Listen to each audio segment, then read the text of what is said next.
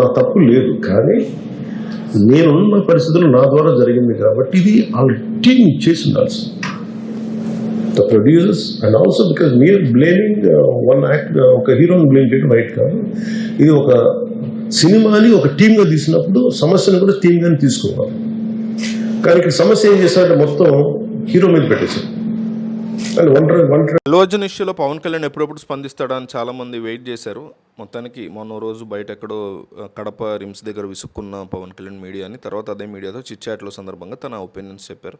అయితే వెనక ముందు ఏం జరిగింది ఎగ్జాక్ట్గా నాకు తెలియదు కానీ అని మెన్షన్ చేస్తూ స్టార్ట్ చేస్తూ అనేక విషయాలు ఉదాహరిస్తూ, చిరంజీవి కూడా గతంలో ఇట్లా వెళ్ళాల్సి వచ్చినప్పుడు మాస్క్ వేసుకుని ఒక్కరు సైలెంట్గా వెళ్ళి చూసి వచ్చేసేవారు అని. అంటే ఏ హీరోకైనా ఉంటుంది కదా థియేటర్లో సినిమాకి రెస్పాన్స్ ఎట్లా ఉందో చూడాలని.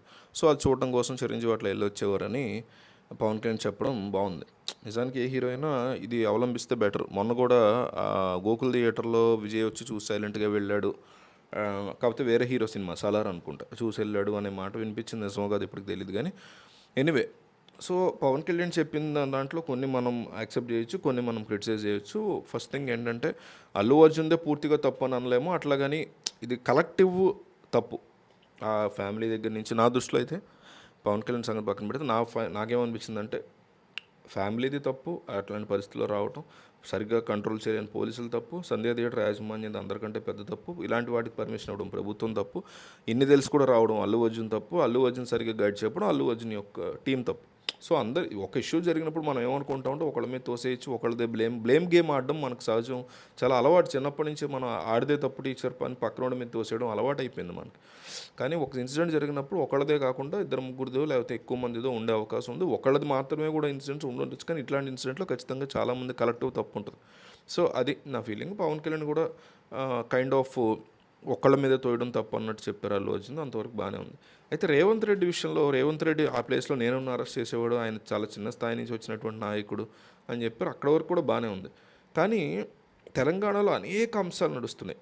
మీకు లగచర్ల ఇన్సిడెంట్ కావచ్చు, హైడ్రా ఇన్సిడెంట్ కావచ్చు, మీకు ఒక అమ్మాయి ఏకంగా ట్రైబల్ గర్ల్ ఫుడ్ పాయిజనింగ్తో చనిపోయింది. అంతకంటే ఇంపార్టెంట్ ఇష్యూ కాదు మరి ఇది. పోనీ ఇది కూడా ఇష్యూ, ఇది కూడా ఈక్వల్లీ ఇంపార్టెంట్ అనుకుంటే ఇది దీంతోపాటు అది కూడా మాట్లాడాలి ఆయన.